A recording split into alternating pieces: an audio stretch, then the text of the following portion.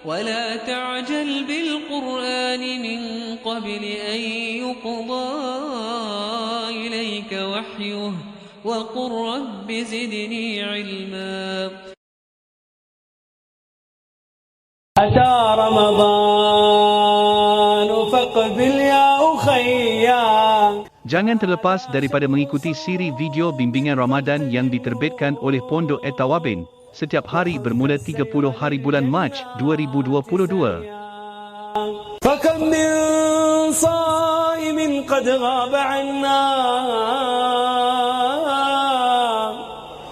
فهل من عبرة إن كنت حيا.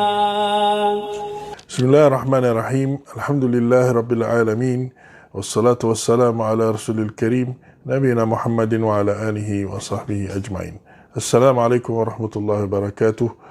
Alhamdulillah, bimbingan Ramadan pada bulan Ramadan ini pada hari yang ke-5 kita akan ceritakan tentang iaitu Al-Quran, tentang Al-Quran, iaitu sebuah kitab yang mana kelebihan bulan Ramadan ini yang kita cerita pada semalam, iaitu kelebihan masa yang Allah letakkan pada bulan Ramadan ini adalah disebabkan oleh kitab ini. Kitab inilah yang menyebabkan Ramadan ini mendapat kelebihannya, iaitu firman Allah Subhanahu wa taala, syahrul Ramadan alladhi unzila fihi al-Qur'an hudan lin-nasi wa bayyinatin minal huda wal furqan, iaitu bulan Ramadan yang mana diturunkan dalamnya Al-Quran itu sebagai petunjuk kepada manusia. Dalam ayat yang ini, dalam surah Al-Baqarah ini, kita dapati bahawa Allah menyatakan kelebihan Ramadan disebabkan turunnya Al-Quran itu di dalamnya. Itu bulan yang mana diturunkan Al-Quran di dalamnya adalah sebagai petunjuk. Ini dia kelebihan Ramadan kerana Al-Quran ini. Dan Al-Quran inilah kitab yang Allah Subhanahu wa taala turunkan kepada nabinya, kekasihnya, untuk menyampaikan kepada kita. Untuk sampaikan kepada kita. 23 tahun lebih kurang Nabi SAW berdakwah, memberikan kepada kita sedikit demi sedikit ayat-ayat Al-Quran sehinggalah ia lengkap. Al-Quran inilah yang Nabi SAW bermati-matian dengan susah payah, dengan diboikotnya, dengan dilontar dengan batu dan berperang, berjihad, macam-macam peperangan dan menghadapi ancaman bunuh dan macam-macam lagi lah yang Nabi lalui seperti dalam sirah Nabi SAW. Semuanya untuk Al-Quran. Dan bayangkan kalau kita Al-Quran ini yang begitu Nabi, orang yang terbaik, manusia terbaik dalam dunia ini, dari dulu sampai sekarang sampai akan datang, manusia terbaik, Allah SWT hantar untuk sampaikan Al-Quran dan kita buat tak tahu dengan Al-Quran. Maka kita ini kena ingat bahawa bulan Ramadan ini adalah bulan yang mana diturunkan Al-Quran, mendapat kelebihan daripada Al-Quran, maka layak ianya dijadikan tumpuan untuk kita untuk melebihkan Al-Quran itu. Hanya kita patut melebihkan, memberikan perhatian kita kepada Al-Quran dalam bulan Ramadan ini, sebab ia turun pada bulan Ramadan ini, yang mana Allah berikan kelebihan sebab ada diturunkan Al-Quran di dalamnya. Dan pada hari ia diturunkan itu daripada langit ke-7 ke langit pertama, iaitu hari Lailatul Qadar, itu lebih baik daripada 1000 bulan. Allahu Akbar. Jadi itu kelebihan Al-Quran dan kita tinggalkan, maka kita kena banyak bacakan Al-Quran. Banyak baca Al-Quran. Bukan itu saja, kena banyak tadabbur juga. Kena banyak tadabbur. Kita kena tahu apa dalam isi kandungannya itu. Sebab dalam satu ayat Al-Quran, ayat surah Al-Baqarah 121, firman Allah Subhanahu wa taala, alladzina atainahumul kitab yatlunahu haqqa tilawatihi ulaika yu'minuna bih. Firman Allah Subhanahu wa taala ini, orang-orang yang kami, iaitu Allah Subhanahu wa taala, telah berikan kepada dia kitab. Mereka membaca kitab itu dengan sebaik-baik bacaan. Mereka itulah orang yang sebenar-benarnya beriman dengan kitab itu. Baik. Ayat itu disebutkan yatluna haqqa tilawati, iaitu yang membacanya, mentilawahnya dengan sebaik-baik tilawah, dengan sebaik-baik bacaan. Adakah maksudnya hanya baca? Di sini kita lihat pada tafsir. Dalam tafsir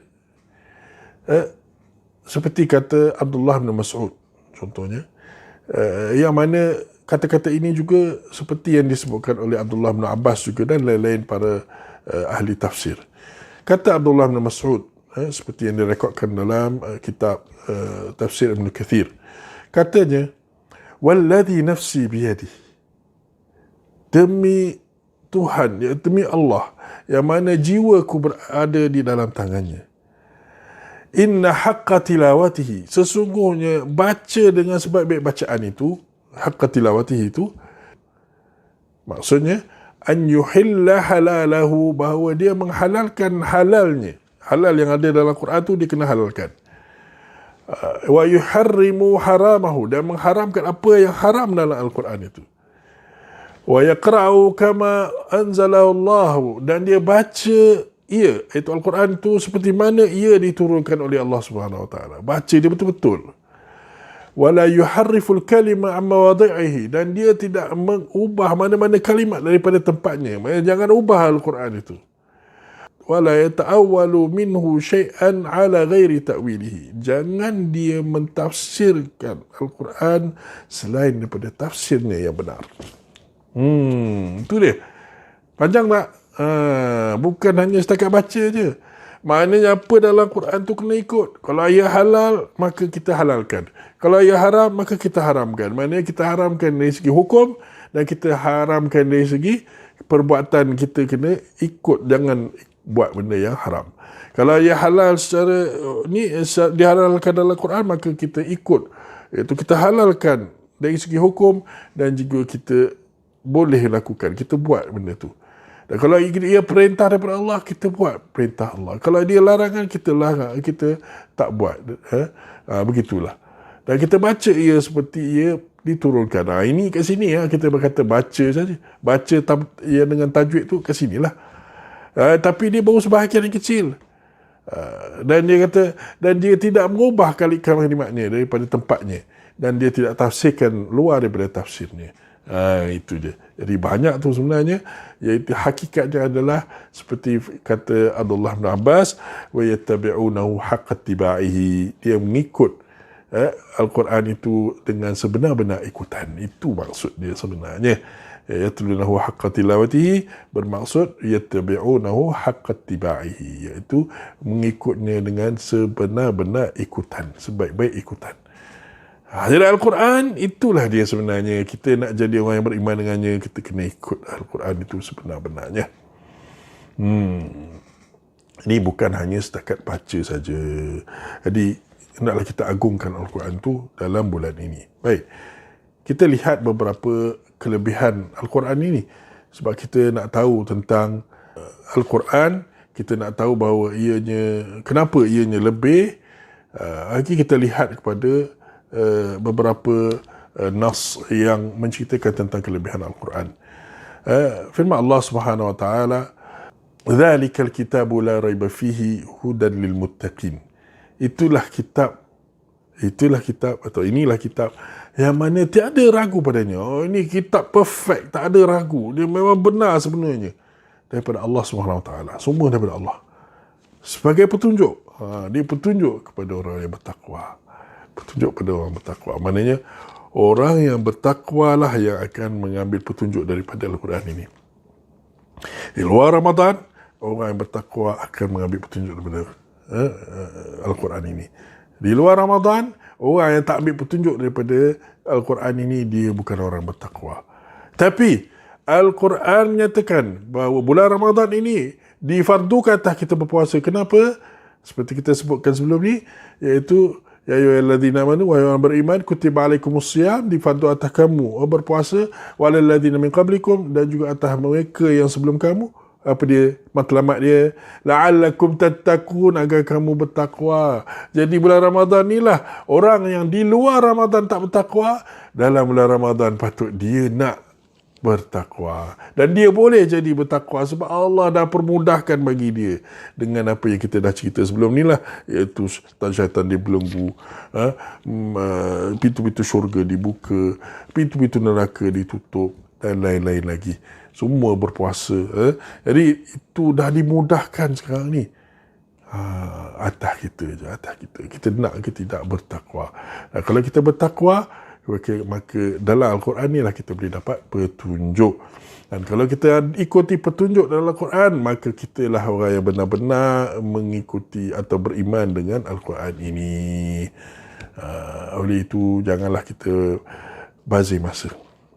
Seperti kita sebut semalam, jangan kita bazir masa. Bulan Ramadan ini banyakkan baca Al-Quran, banyakkan tadabbur Al-Quran, banyakkan kita baca atau dengar kuliah-kuliah tentang Al-Quran, nak faham Al-Quran, nak ikut Al-Quran.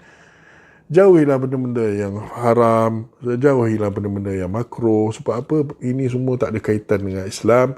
Tinggalkan dia semua. Yang harus tu kurang-kurangkan. Kalau ia membantu kita untuk melakukan benda yang sunat ataupun wajib, maka kita buat dengan niat itu. Contohnya kita tidur kalau kita dah letih, supaya kita boleh bangun dan solat malam lagi. Kita lapar, kita tak kuat sebab kita nak berdiri malam atau nak membaca Al-Quran, rasa lapar sangat, kita pergi makan supaya kita boleh lepas tu ada tenaga untuk membaca atau untuk solat malam dan lain-lain lah, melakukan ibadat lain-lain. Jadi begitu, harus boleh jadi sunat, mendapat pahala. Dan sunat dan fardu lagi-lagi kita mesti buat. Jangan kita tinggalkan yang fardu, kita cuba buat sebanyak boleh yang sunat. Jadi itulah yang patut kita lakukan bulan Ramadan. Dan di antaranya yang semua-semua ni, Quran termasuk dalam yang sunat. Dalam salat dia adalah fardu, iaitu kita kena fardu baca surah Al-Fatihah, dan lain-lain itu sunat. Tapi kita kena, bukan apa, kita nak petunjuk daripada Al-Quran itu, ya. Jadi semoga ianya bermanfaat untuk kita hari ini, insya-Allah. Sallallahu ala nabiyina Muhammad wa ala alihi wa sahbihi ajma'in. Alhamdulillahirabbil alamin. Assalamualaikum warahmatullahi wabarakatuh. وقل يا ربها قد جئت فاغفر ذنوبا كنت آتيها مليا ذنوبا كنت آتيها مليا